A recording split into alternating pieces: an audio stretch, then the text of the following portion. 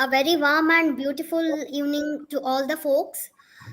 Today we have the sixth lecture of Itihasa Saptaha 2.0 7 days virtual colloquium on the second birth anniversary of the history enthusiasts. So today we are going to conduct a lecture on evolving new exhibition strategies for conceptual exhibitions for historical themes. And today our uh, guest resource person and guest is Shri Nandan Shastri sir. He's a museum consultant, National Museum of Tribal Freedom Fighters. Uh, Garudeshwar, Gujarat. So we warmly welcome you to the platform of history enthusiasts, sir. Thank you so much for accepting our invitation. Uh, and I also welcome all the audience to the sixth lecture of Itihasa Saptaha 2.0. Please be active throughout this lecture. I also welcome co-host of this session, Miss Manali Momaya. Now I request Ms. Manali Momaya to introduce our today's resource person, Shri Nandan Shastri sir. Thank you very much, Nidhi, for the welcome. It is an honor to introduce Shri Nandan Shastri, sir.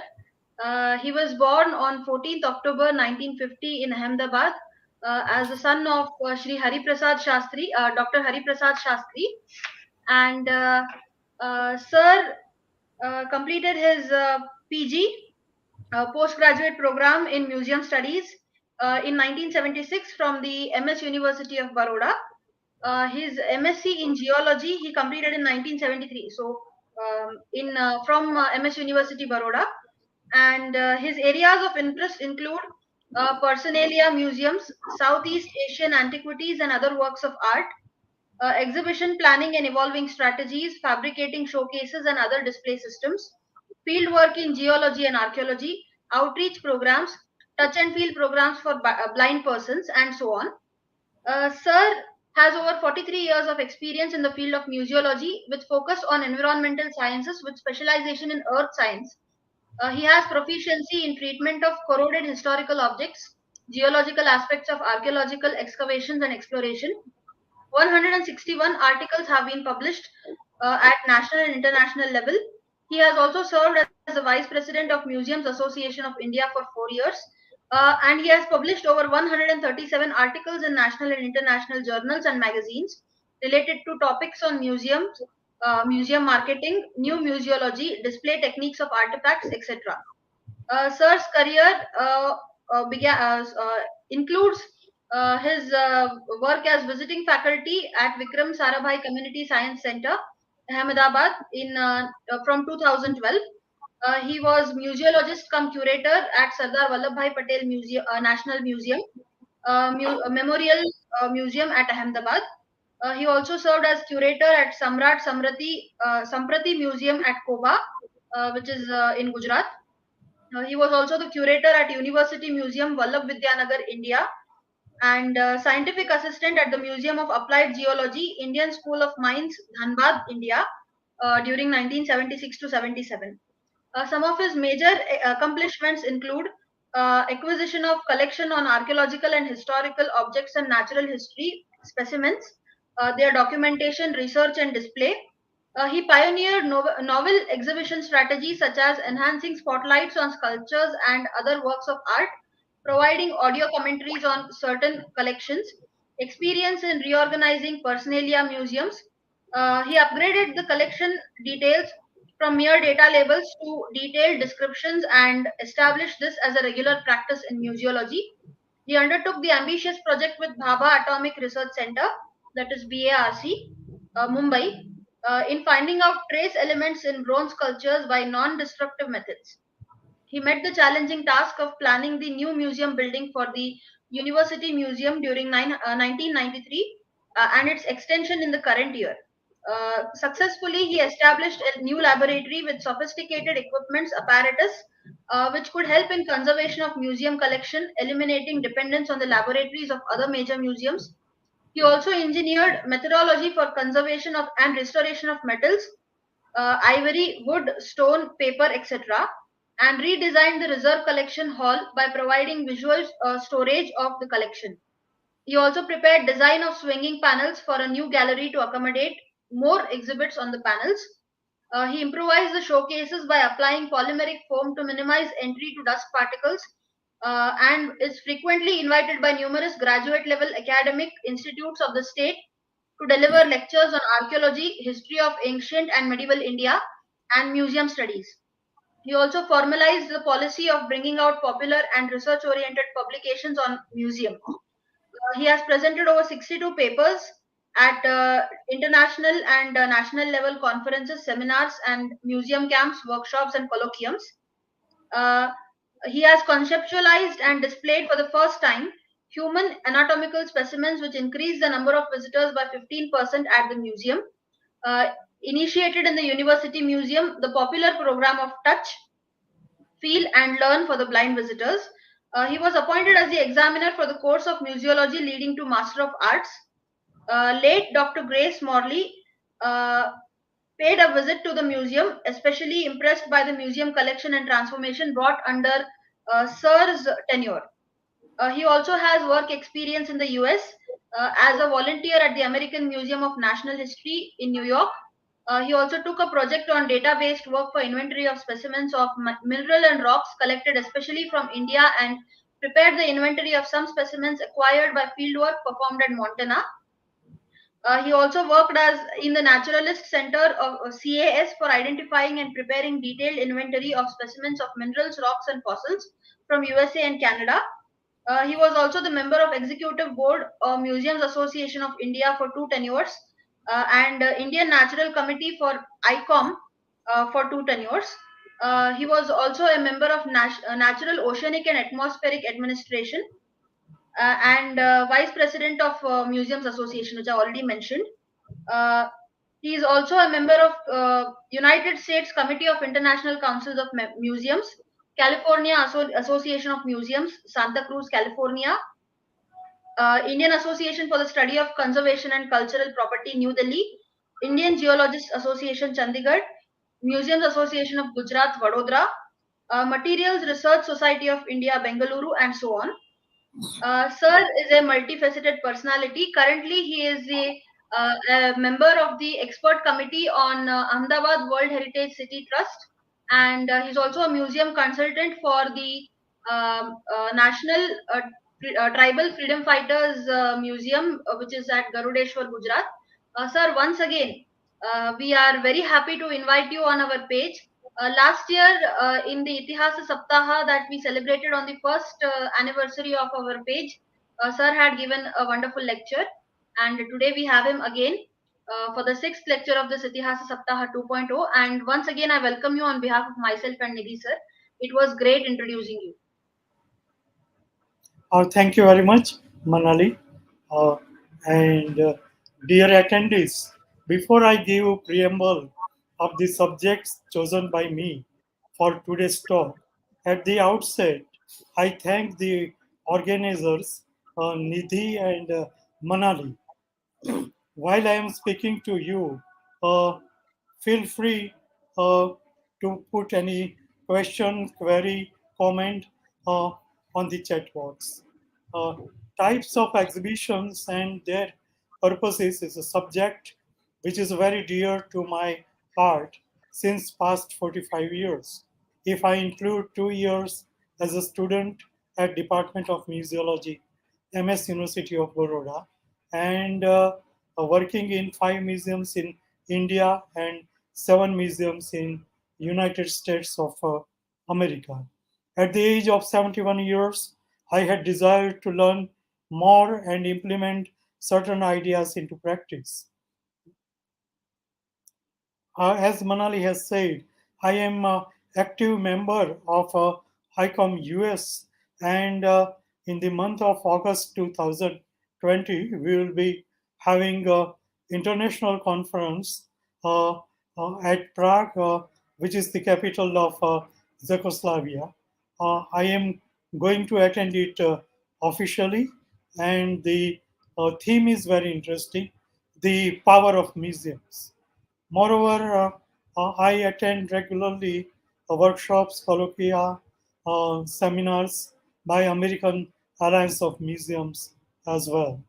And uh, very recently, on May uh, 18th, 19th, and 20th, at Gathinagar, the capital of Gujarat, we will be having an international conference on heritage of Vadnagar.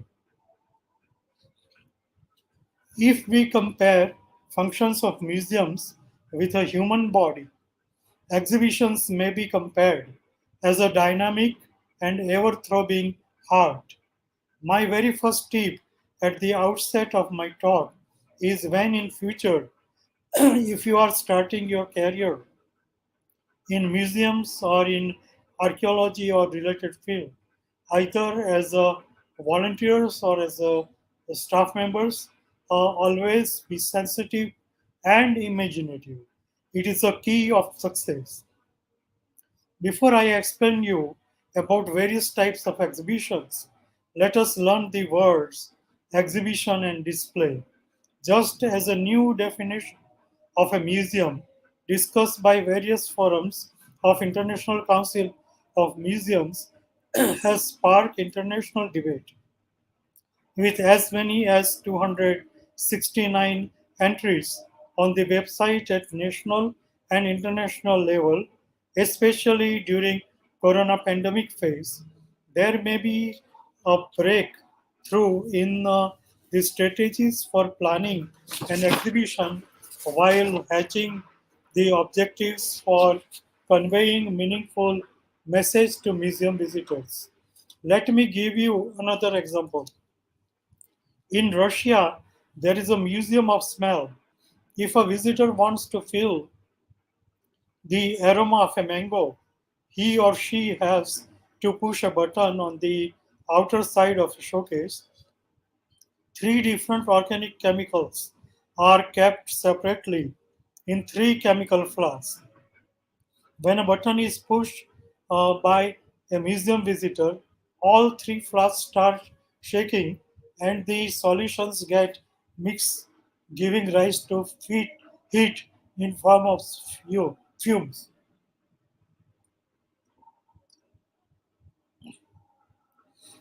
The aroma of this fume is very similar to that of the ripe mango. In very simple words, I would like to define the word exhibition in context of a museum or an art gallery as a medium of communication to highlight a specific theme for the visitors. However, during corona pandemic, we prefer to see virtual exhibitions sitting at our home. Do you think that exhibition is a large public assemble of smaller displays in the museum? Suppose there is an exhibition on European paintings, which may consist of three displays of artworks by Raphael, uh, Carvigo, and Leonardo. I think it is now clear to you that an exhibition may comprise of two or more displays. If we refer to various dictionaries such as Cambridge, Oxford, Random House, etc., the word exhibition is defined as if something is on display in a museum or in an art gallery is called exhibition. Dear students, do you guys think that objects such as paintings, stone sculptures, ivory artwork, or machines, including robots, are prerequisite to set up an exhibition? My answer is they are mostly prerequisite, but not necessarily always necessary. For example, at our Lawrence Hall of Science in University of California, Berkeley, for 9 years, my duty was at augmented sandbox showcase in which there were no objects inside. Above the showcase is a sensor. As soon as a museum visitor moves his or her hands below it, a virtual blue color water starts spreading inside the showcase. If your hand movement gets faster and faster, the virtual rainwater floods the entire showcase. If a visitor pushes a drain button, which is the outside wall of the showcase, the water completely disappears, giving rise to drought. That is how school children visiting our museum learn about drought and flood. The development of new technologies like augmented, virtual, and mixed realities have also popularized the term digital or cyber exhibition. They open up possibilities that traditional exhibition of museum objects is not always necessary. At present, there is no keen competition between real museum objects in a traditional museum and a virtual museum. But if corona pandemic or any other new pandemic grips the world for many years, the scenario of exhibition strategies may abruptly change. And let me tell you, the first virtual museum came into existence in Virginia State in USA in the year 1985. Likewise, do you know there is a topic called new museology? The practical implementation of new museology is linked to the values held by museum workers themselves and how they relate it to their activities at the ground level. Whatever may be type of an exhibition, in new museology, the museum authorities ask the staff members to invite suggestions from the various strata of society, I mean visitors, on which topic they would like to have permanent and temporary exhibitions. Now, let me tell you something about type of exhibitions uh, which are either on physical or virtual platform, uh, and they have following criteria. In context of the purpose of an exhibition, it may be set up for the purpose of first educational purpose, such as in a children museum, to impart knowledge with fun activities. Let me give you an example. In Melbourne Museum Complex of Baylor University in Waco City, Texas State, USA, there is a section on speleology. Speleology means study of caves. Uh, Based on characteristic plants and animals usually seen inside a cave, three quiz stations are set near the dioramas. Second purpose, those exhibits set for trade or industrial expos. The motive is commercial rather than educational.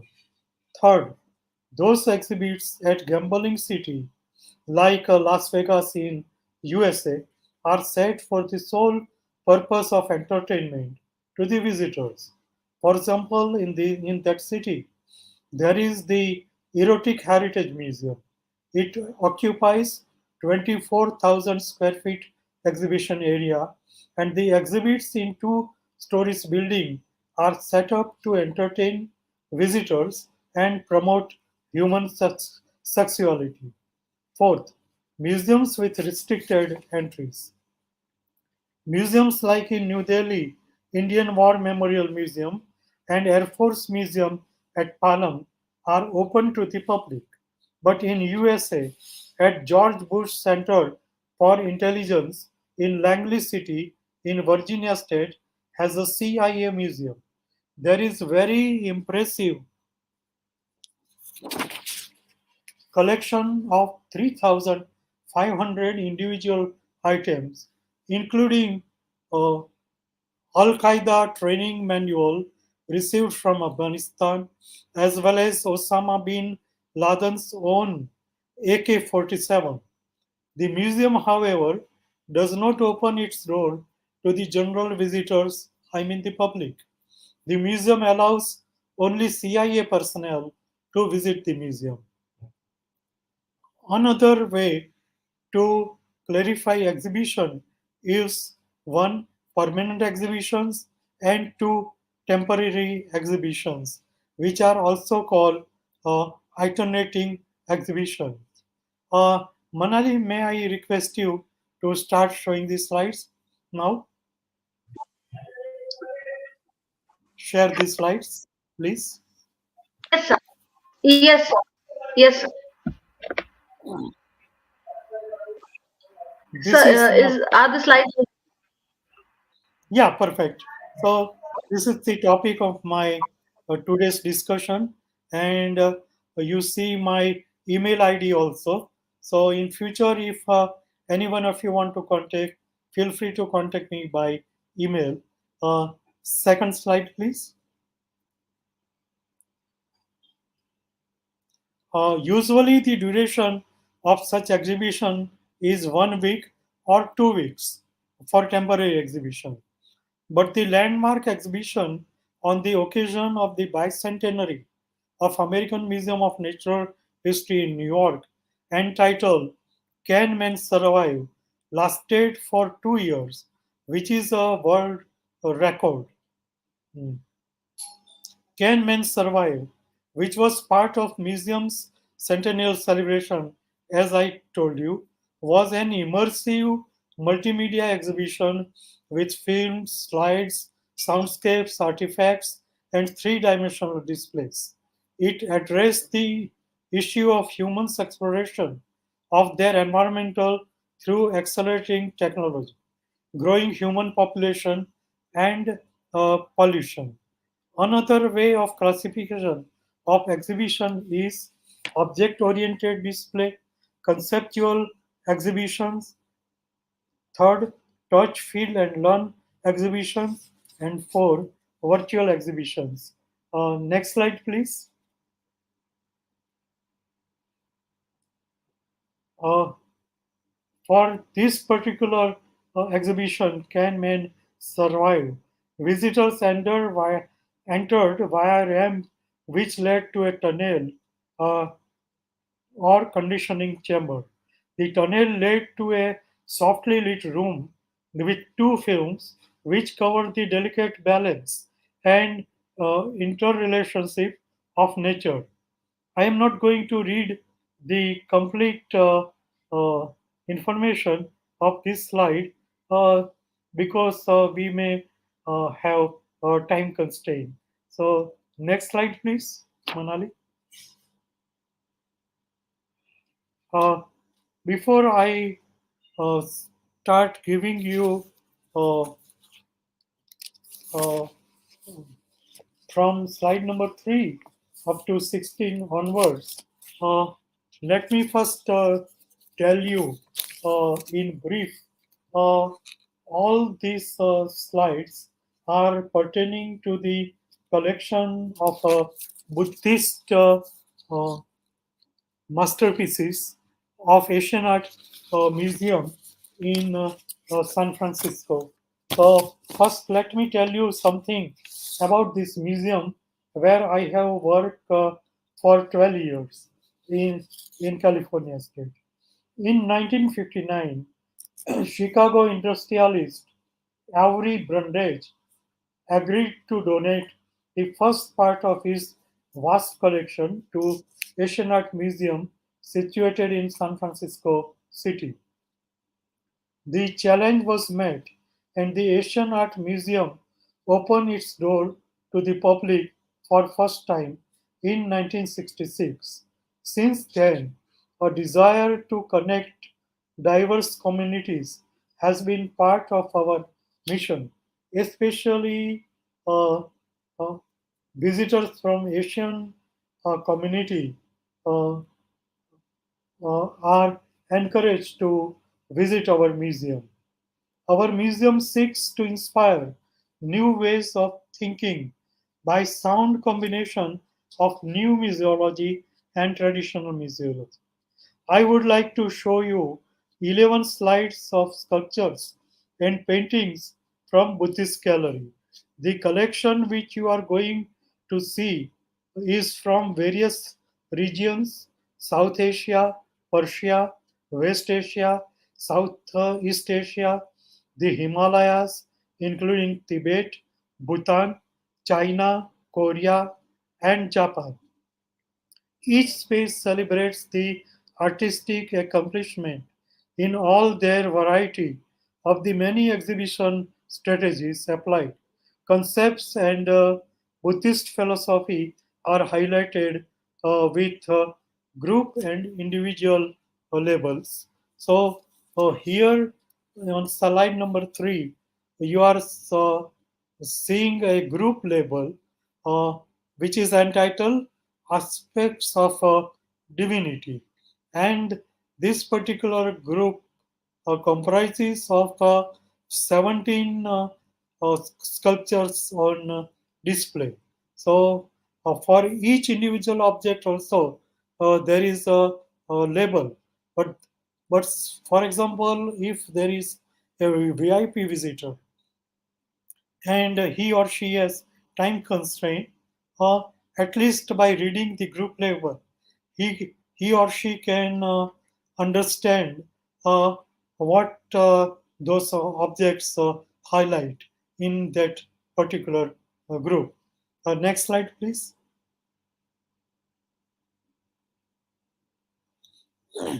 Likewise, this is also a group label entitled Vivan Sundaram, and it comprises of 21 of objects, mostly sculptures, but there are some paintings as well as manuscripts too. Next slide, please. Here I am going to highlight not the iconographic aspect, but the combination of natural light and artificial light. Usually, whenever there is artificial light, there is a shadow. But when you have a spotlight system, what we call tracking, uh, you can adjust the angle of individual light in such a way that we can eliminate the shadow. So here you see this bronze sculpture from China, but there is no shadow on it, and there is one replica kept, which explains the period of this particular sculpture. So when you don't have original object, there is an option to uh, place along with the original object a replica. Uh, Next slide, please. Here you see a painting, uh, and uh, there is a retardation of ultraviolet rays. Otherwise, the color of such paintings fade. So, on the fluorescent tube, also there is a jacket with UV filters. So, only infrared rays are reflected on the painting, and ultraviolet rays are not reflected. So, that is how conservation of painting uh, is also an important aspect, even while displaying the such paintings. And even if a visitor wants to take photograph, uh, it is mandatory to switch off the flashlight. Even from your mobile camera, you must switch off the flashlight. Next slide, please. Here you see image uh, in which the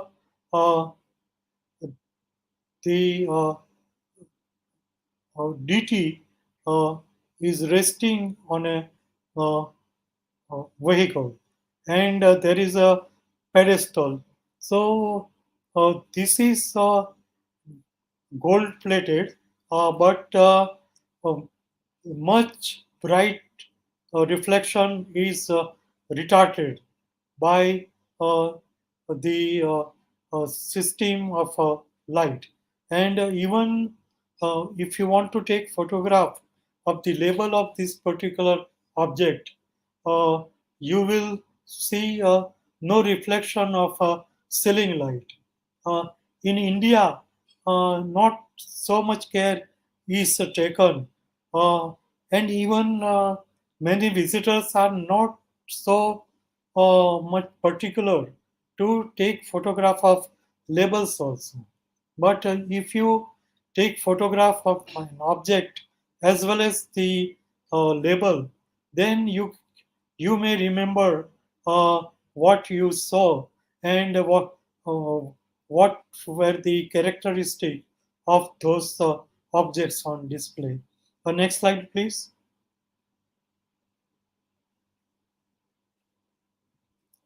Here you see a skeleton of a dinosaur.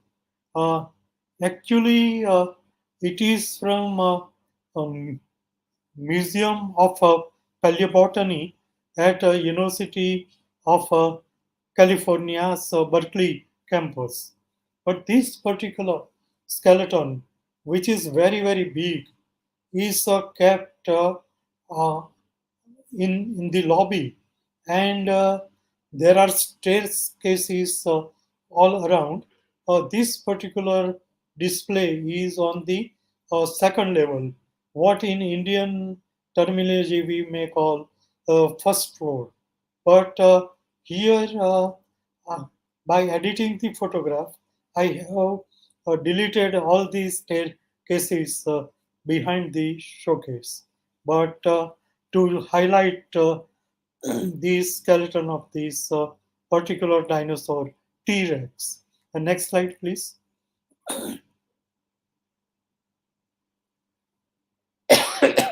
This is a sculpture, excuse me,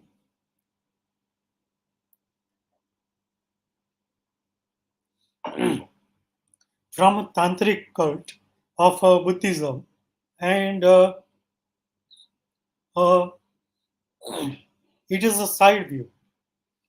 So sometimes what strategy is employed in exhibition, that there is a device at the below. So the sculpture rotates all around 366 degrees. So you can see these sculptures from all the angles. So this is one of the new method. Likewise, for example, in National Museum, uh, when coins are displayed uh, in numismatic gallery, uh, as you know, there is a obverse and a reverse side of any coin. So a mirror is kept on the rear side, and the uh, coin is kept on a vertical stand. So you can see the reverse side of the coin on the mirror. So that is also one way to display both sides of the coin. Next slide, please. Uh, this particular uh, image which you saw uh, shows the secret union. Let me read a few lines from this. Uh, this is a Chinese word, so I am not so sure about its pronunciation, but it is Gu Ham Samaja, and indicating the joining of apparent opposites, the male and female, like those Yob figures, but also of the wisdom and techniques that led to Vajrayana Buddhism's swift awakening. Uh, I am not going to read uh, the entire content, but this is from Ming dynasty in China. Uh, and this is a gift to an important Tibetan lama uh, or for use in a Vajrayana temple in China. Next slide, please.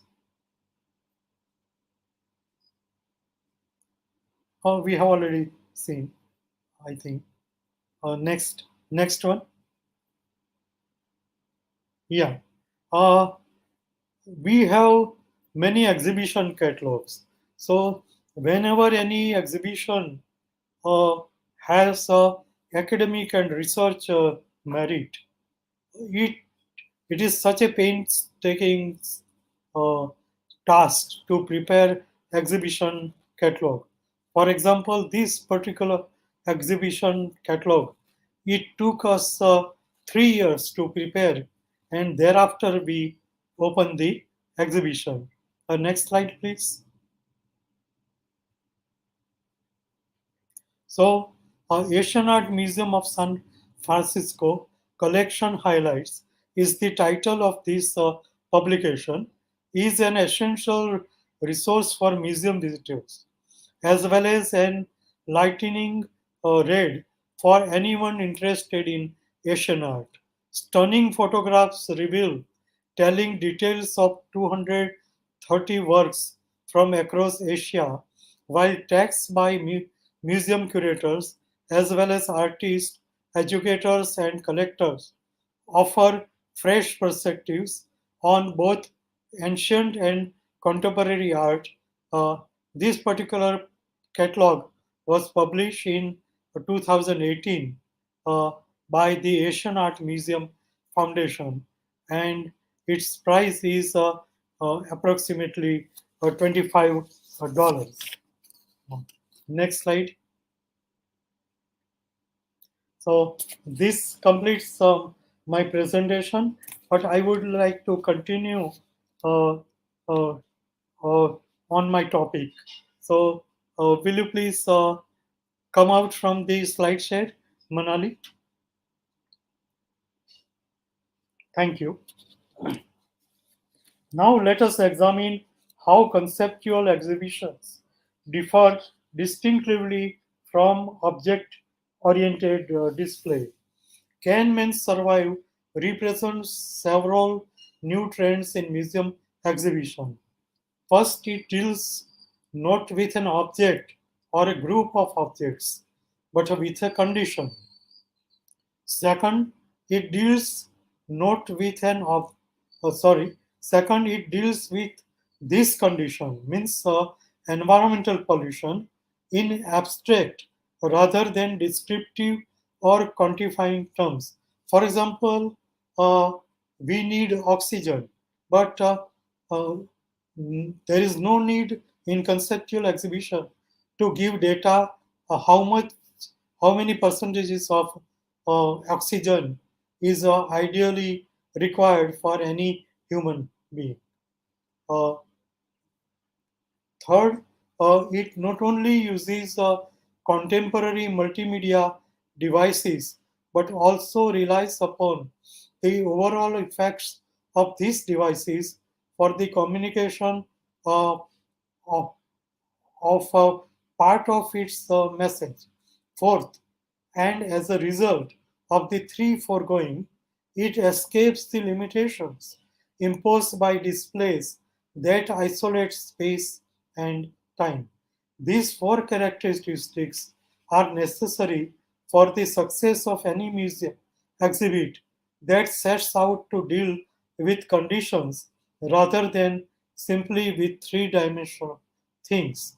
Since the subject of human ecology is a condition rather than a thing, exhibits on human ecology must be planned uh, along the following guidelines.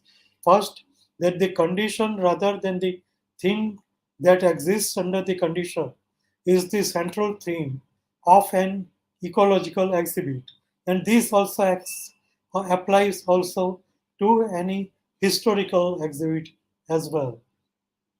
Second, that the exhibit deal with the condition in the abstract, as I have already explained. Uh, so, uh, for example, the historical event of a freedom fighter uh, hanged to death may be recreated uh, in such fashion in conceptual exhibition. All our uh, museums can change their emphasis slightly to put more emphasis on the environment, and they can do it simply. It just takes a little imagination. One of the simplest and most effective exhibits was a small exhibit in the Bronx Zoo that asked you to look into a cage to see the most dangerous animal in the world. And there was a lot of publicity by this zoo that come and see the most dangerous animal in the world. Uh, and what the visitors saw was only a mirror. And there was a caption: think that and ponder over it next time you look into a mirror, because man is the most dangerous animal. He exploits the environment, uh, and there is also a threat of global warming, extinction of many species, etc.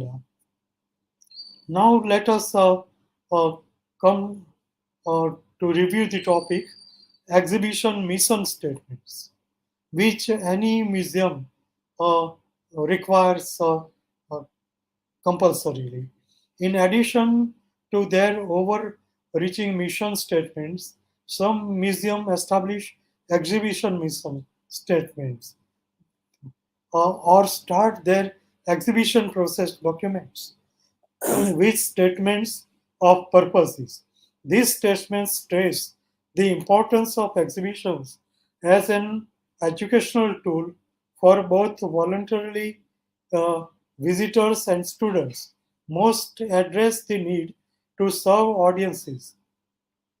The Field Museum in Chicago State uh, states, for example, that the exhibit is the principal avenue of learning. Exhibits are augmented by people mediated programs and a visitor oriented museum wide staff which reaches out to assist all visitors. The Museum of Fine Arts Houston states in its long range plan uh, the, st- the Museum of Fine Arts Houston strives to be among the nation's dynamic art museums by exhibiting its permanent collection and special exhibitions on widely diverse subjects in ways that combine the highest aesthetic standards with engaging and intellectually accessible presentations. The National Museum of Australia opens its exhibition policy statement with: the National Museum of Australia is committed to interpreting and communicating what it means to be an Australian and to explore its consequences for all Australians.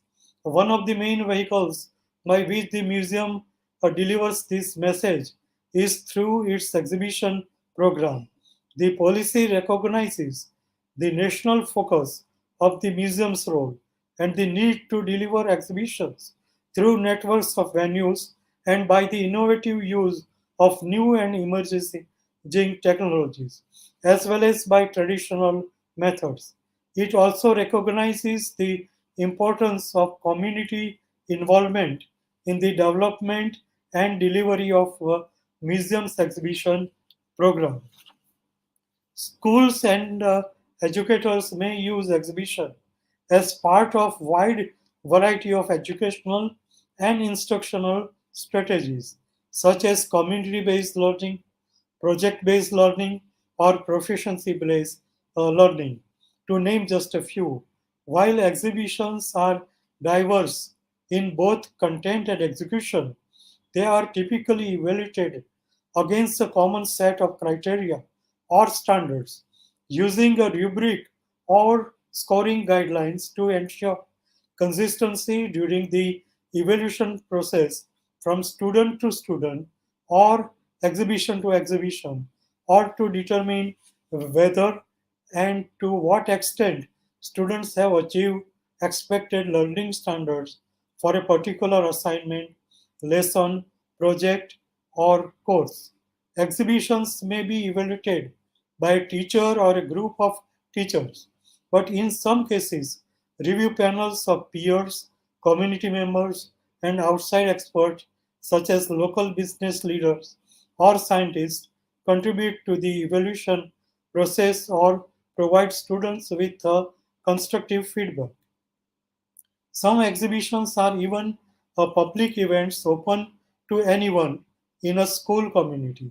Students may also be asked to provide a formal reflection on what they have learned and created that describes how well they did in meeting either expected or self imposed learning goals, uh, which are curriculum based.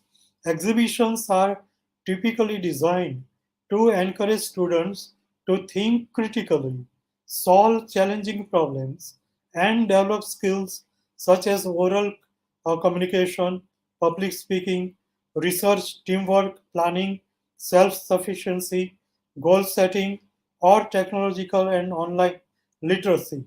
That is, skills that will help uh, prepare them for college, modern careers, and adult life. Exhibitions may also be interdisciplinary in the sense that they require students to apply skills or investigate issues across many different subject areas or domains uh, of knowledge. Exhibitions may also encourage students to connect their projects to community issues or problems, also see community based learning, or to integrate outside of school learning experiences, including activities such as interviews, scientific observations, or internships. The last subtopic is interpretative exhibitions. Interpretative exhibitions are exhibitions that require more context to explain the items being displayed. This is generally true of the exhibitions devoted to scientific and historical themes, where text, dioramas, charts, maps, interactive displays may provide necessary explanation of background and concepts. Interpretative exhibitions generally require more text and more graphics than fine art exhibitions do. For example, in a museum of tribal freedom fighters, some scenes of historical importance may be projected on a wall or a screen in an exhibition hall, highlighting revolt by the tribal fighting against the British warriors. Moreover, Dang Darbar, held annually in South Gujarat in the tribal area, may be entirely recreated in with the help of augmented and virtual reality uh, in the museum. So these are my some thoughts on this topic, and uh, now Niti and Manali, please proceed further, uh, even for Q&A. Hey, thank you. Thank you very much, sir. It was a really very novel and refreshing lecture because we all have visited museums, sir, and there are museums around us. There are many museums, but the strategies that you have just explained, they have not been applied, or the museums are very static in nature. They are not changing a lot. A museum has to be a living organism. It has to continue evolving with the time. But many museums have just stopped evolving long ago, and they have just become stagnant. So application of new strategies such as you have mentioned, I think it might help in popularization of museums as well as more people visiting the museums, learning more about historical themes or any other, like there might be museums based on geology or botany or animals. So people learn so much from that. Museums play an important role in learning as well as in community building. I think what you have stated, the strategies which you have mentioned, they are absolutely amazing and very necessary for us to bring them into action. And sir, I have a question. Sure.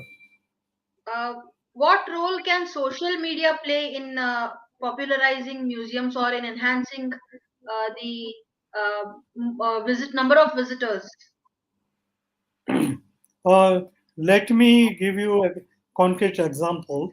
Uh, the University Museum, where I work over 33 years in Gujarat at Sardar Patel University, with the help of Doordarshan, uh, uh, a uh, documentary was produced.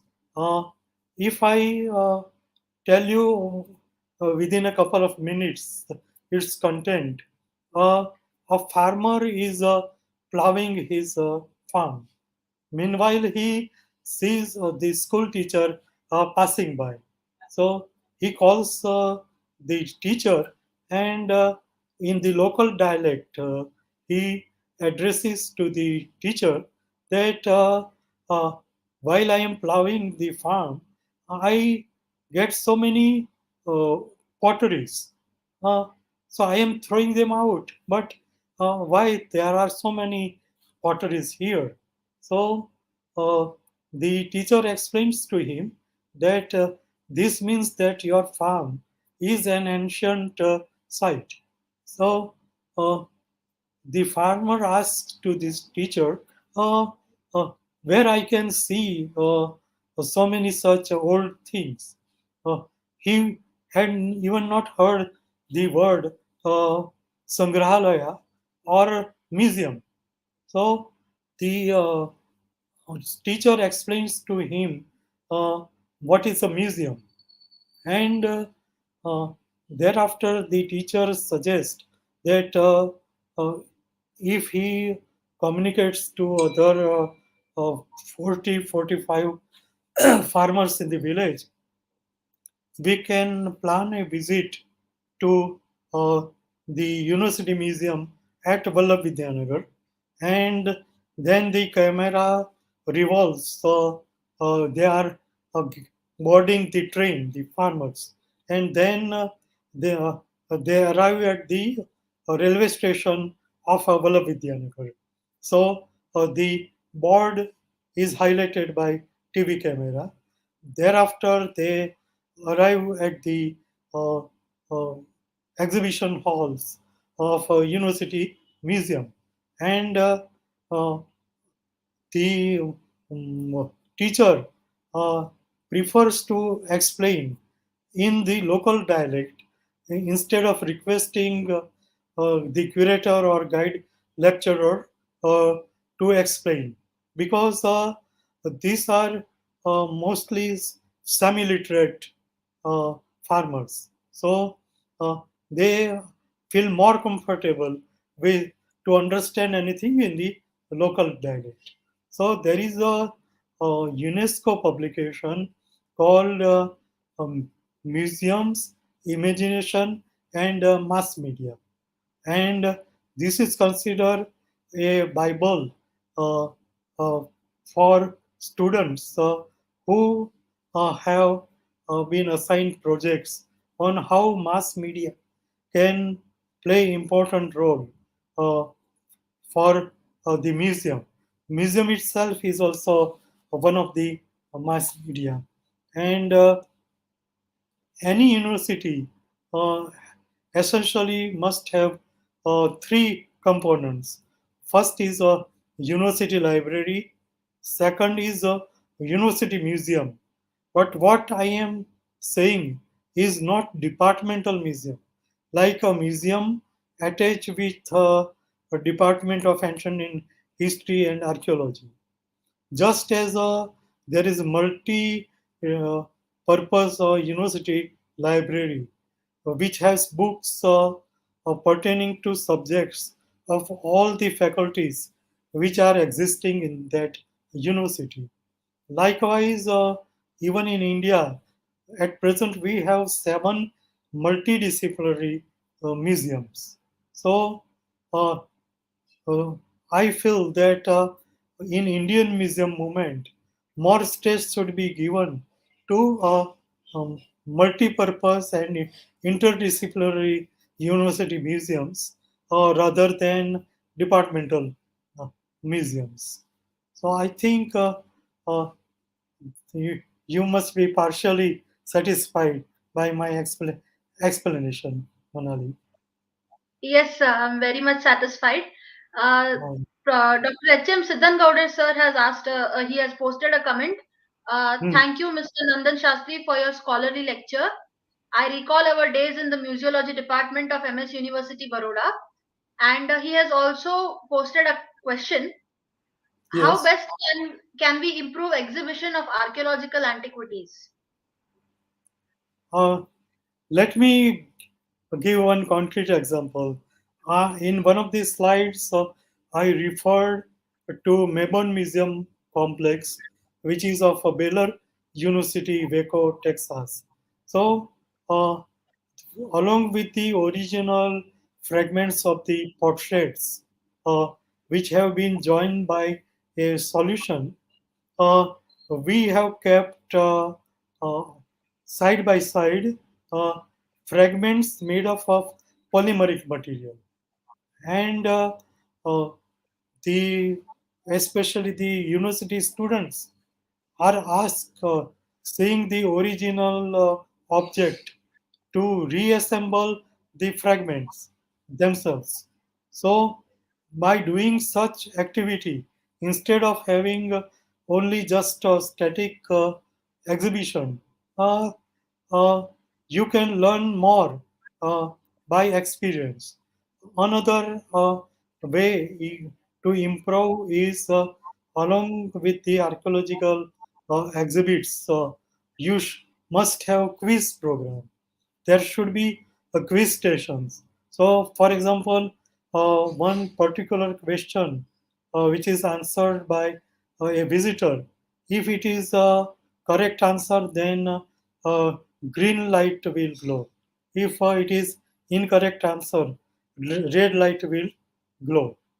Moreover, uh, in archaeological museum, there should be introduction uh, of a audiovisual thing, which we technically call listening post. For example, we post letters in the post box. So just in the shape of the postbox, there is a device, for example, in front of a gallery on life and work of one a freedom fighter.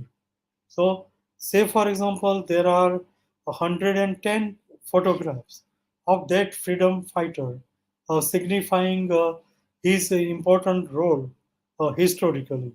Uh, suppose a visitor, especially research scholar, who is assigned some specific research problem, uh, he wants to refer to photograph number 55, 87, and 93. Uh, by listening post system, uh, what he can do that uh, just he has to press the button of that number of the photograph. So the other photographs will the commentary will be fast forward within a few seconds only. So, uh, even for archaeological objects also, you can have such device which is called a listening post. Uh, Moreover, for blind visitors. Uh, Also in archaeological museum, uh, there should be a guide available in the braille script, which highlights the important objects on display. I hope Siddhan Gowda ji is satisfied with my answer. I'm sure, sir.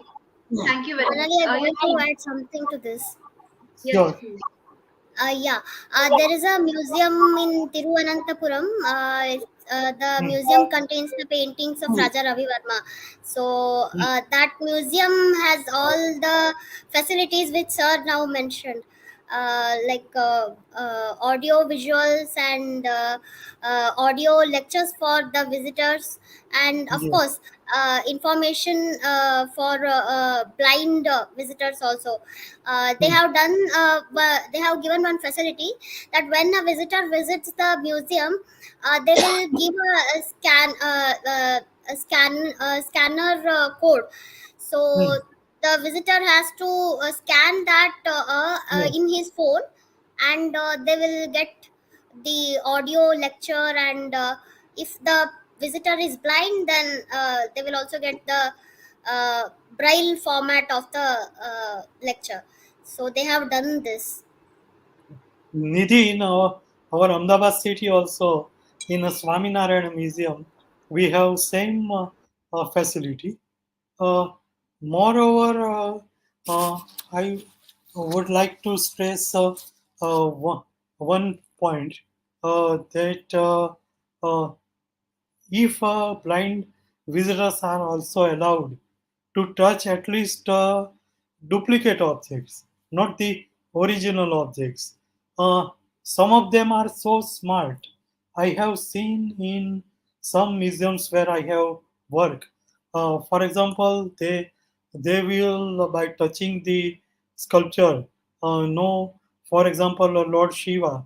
So there is a trident in one of his hands, then a damru, and so that blind person himself will identify by touching the duplicate object, and then he will tell to the guide lecturer or the curator that I think that this sculpture is of a Lord Shiva. So this is what we call touch, feel, and learn program for the blinds. And our Sardar Patel University offers a free lunch also to blind visitors. And one important point which I have observed, the the university orders some caterers to give contract for the food.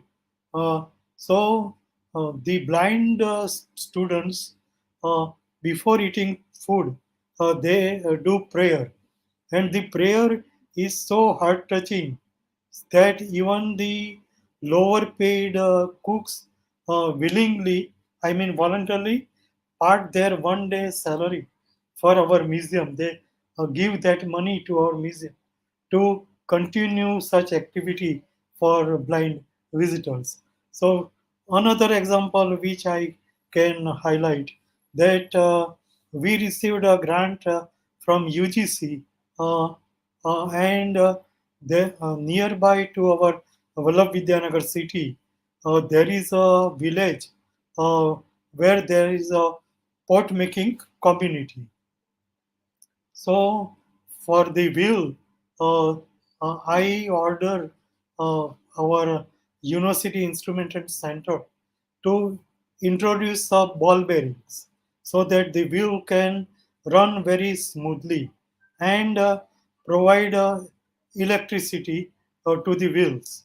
And we donated to this pot making community such a 50 wheels, and their product daily production shoot up so much that the other um, families approach a university. They said that whatever may be the cost, we are willing to pay, but please give us such bills for this. So museum has a responsibility for the neighborhood, I mean the community around the university. Thank you. Thank you so much, sir. Actually, you have answered my unasked question. Yes.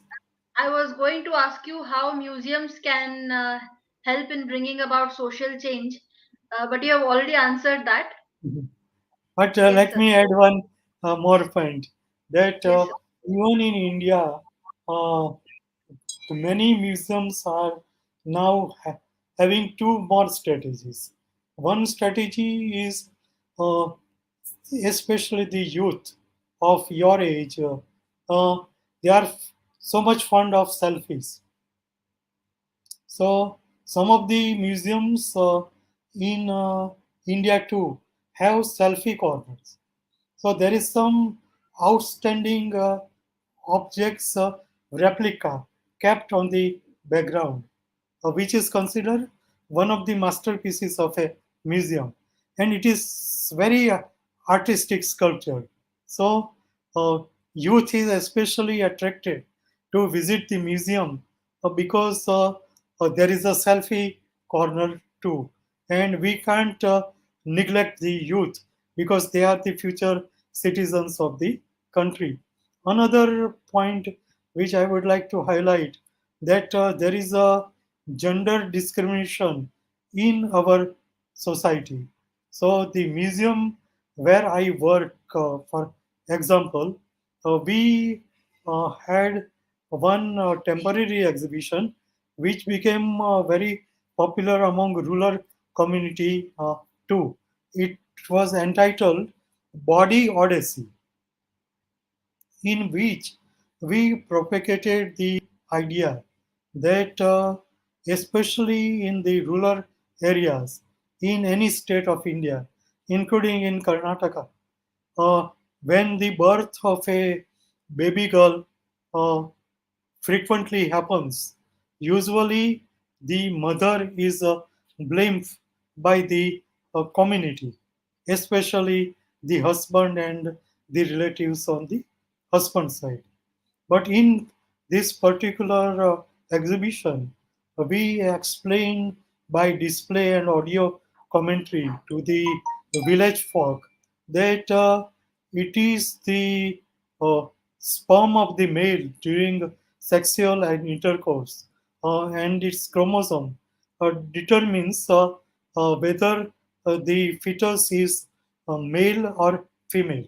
So we explain to them that if you want to blame anyone, blame the husband and not the wife for this.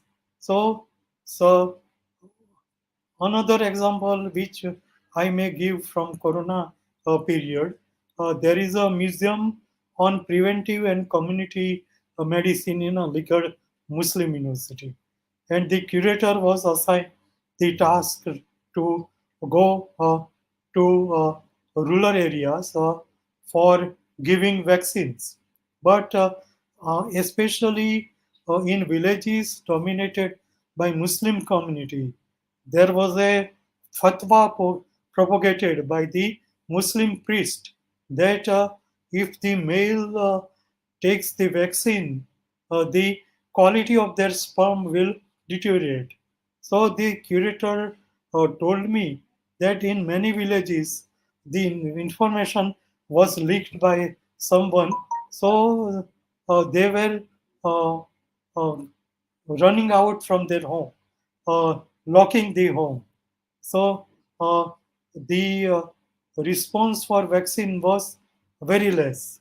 So it is the duty of the museum also to highlight what is the science, to propagate what is scientific fact. Mhm. Okay. Mhm. Thank you very much, sir.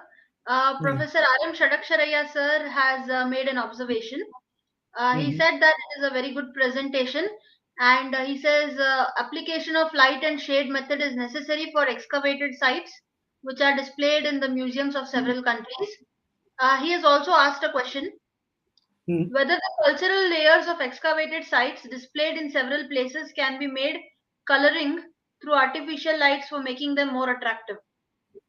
Yes, especially by virtual reality, and visitors have to wear a special device on their eyes so they can see that three-dimensionally.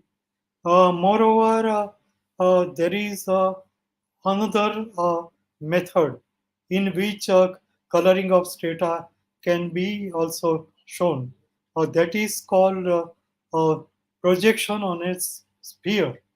Uh, since my subject is not archaeology but geology, I may illustrate example from my side that National Oceanic and Atmospheric Administration has given one such sphere to our Lawrence Hall of Science at University of California, and that sphere is connected with three satellites. Any major earthquake which takes place anywhere in the world, through this satellite imagery, we get 3D images within 5 minutes only on the sphere. And we can show these different layers where earthquake took place. It's in, I mean, intensity as per three waves, P waves, S waves, and L waves. That is primary waves, secondary waves, and longitudinal waves by showing the differentiation by different colors. So this is also modern technology which can be applied for archaeological objects as well. Thank you for your comments also, sir. Thank you very much, sir. Indeed, as technology is growing, it has been a boon to us in many ways, and technology can definitely be very much helpful in enhancing the uh, uh, appeal of museums for the visitors. It should definitely, every museum in the world, every museum in the country should adopt modern technologies, state of the art technologies, so that more and more visitors can visit and be enlightened about the various aspects of human society. So it is definitely necessary to adopt these technologies and apply them to our museums. Nidhi, do you have anything else to add? Yes, I have a question, sir. Mhm. Sir, are there any special guidelines in NEP 2020 about museology museology departments of the country or museums of the country?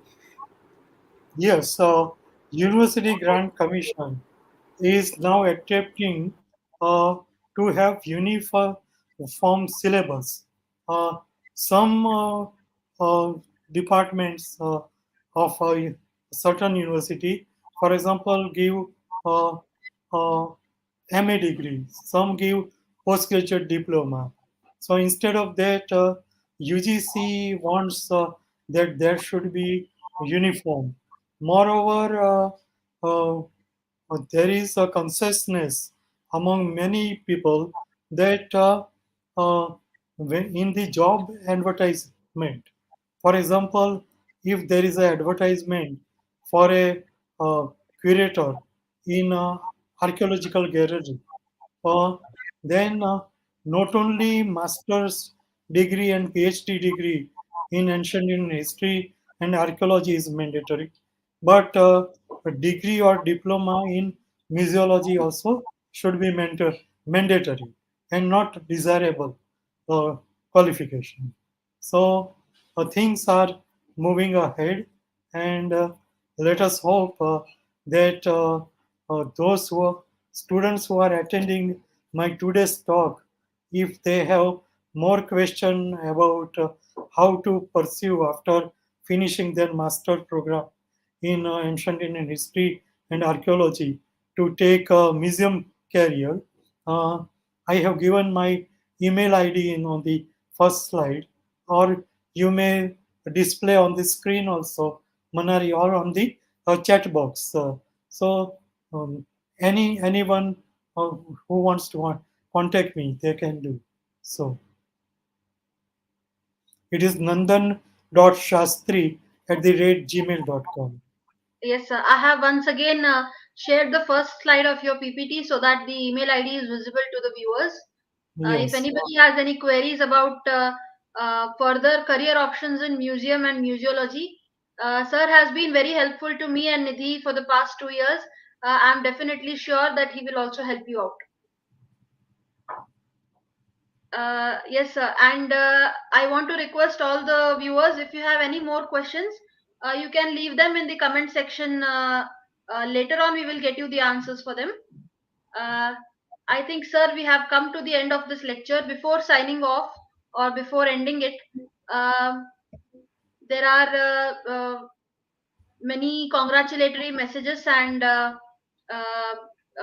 everybody has been benefited from your lecture very much, sir. I just want to ask you, is Hmm. there any, uh, sir, message for youths? I and Nidhi are doing what we can, but what further we can do in this direction, how we can help in this particular field? Uh, in order, after finishing your study, especially doctoral program, uh, there are some stepping stones. To give one concrete example, uh, in the year 1976, when I was a fresh postgraduate from Department of Museology, uh, I got a job as a senior scientific assistant in Geological Museum at Indian School of Mines, which is now IIT Dhanbad. Under me, there was a post called museum assistant. The salary of that particular post, museum assistant, you will be surprised, was less than that of a peon in the department. In spite of that, uh, there was a heavy competition, and we were getting so many candidates when this post was advertised, because it was considered a stepping stone to enter as a faculty member. So, what I would like to uh, give one message is that not only fieldwork is important, but for example, in our California Academy of Sciences in San Francisco, for PhD students, we conduct expedition programs also. So, very few research scholars know uh, what is expedition. Uh, so I think museums in India also should uh, think on this line also, to conduct expeditions. For example, National Museum, uh, uh, New Delhi should conduct such program. So this is my message for the young, and whatever you do it with sincerity, without diverting your attention to any social media. When you want to achieve any goal, uh, just concentrate on the topic of your project. All right. Yes, thank you very much, sir. Thank you so much. Despite of having a sore throat, sir has spent over an hour with us, speaking and enlightening us on the various exhibition strategies for museum, and also giving us such a wonderful message. Sir, we are really, really grateful to you, and we are so happy that you are a valuable member of the history enthusiast family. We hope and pray that this support continues for a very long time, and we are really inspired by you, sir. Thank you very much to Yes, all sir. attendees. Yes, sir. So, but everything that begins has to end. I now request Miss Nidhi Katti to propose the vote of thanks. Thank you, Manali. It was really a wonderful lecture, sir. And we are really inspired by you, and we will learn many things from your commitment attitude towards whatever you do, you commit so much to it. After having throat issue also, you gave this wonderful lecture, and it was very knowledgeable. And thank you so much, sir, for being part of the history enthusiasts, and keep guiding us. We always need your support, guidance, uh, for our platform. Thank you so much, sir. Thank you so Yeah, much for being I part of. promise.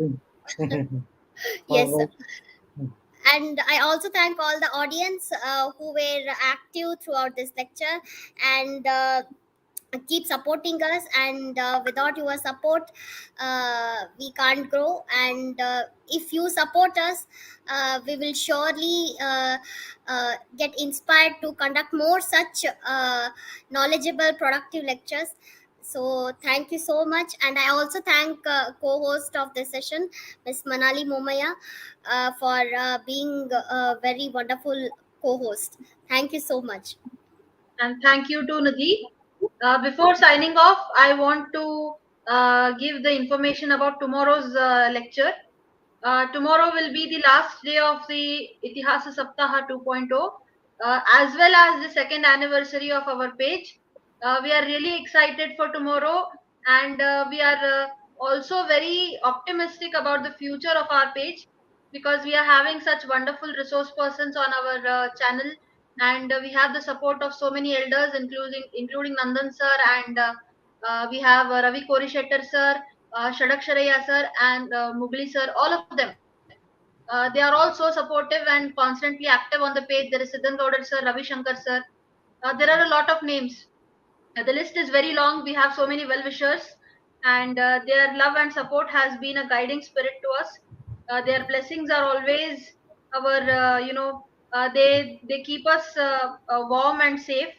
So tomorrow we will be celebrating the second anniversary of our page, as well as we will also be conducting the last lecture. Tomorrow's lecture will be by Dr. Sharmishta Chatterjee from yes, the previous one. Yes, I'll just share the screen. Yeah. Yes. Tomorrow's lecture will be on looking beyond monasteries, hinterland social mobility and transnational networks, a case study of South Bihar plains. It is another interesting topic, and the resource person of this lecture will be Dr. Sharmishta Chatterjee, Assistant Professor, Department of History, MIT University, Kolkata. So do attend the lecture. And the valedictory address will be given by Professor R. M. Shadaksharaya sir. He is a retired professor and former director of the Kannada Research Institute, Karnataka University, Dharwad. Sir will be giving the valedictory address. He is we are very inspired by R. M. Shadaksharaya sir also. Like Nandan sir, he is also over 70 years old and constantly supporting us. Yesterday, he had taken us for a field expedition, and even at this age he is very enthusiastic and young at heart. So please do not miss tomorrow's lecture and tomorrow's valedictory session. So with these few words, we say goodbye. See you all tomorrow. Thank you. Bye.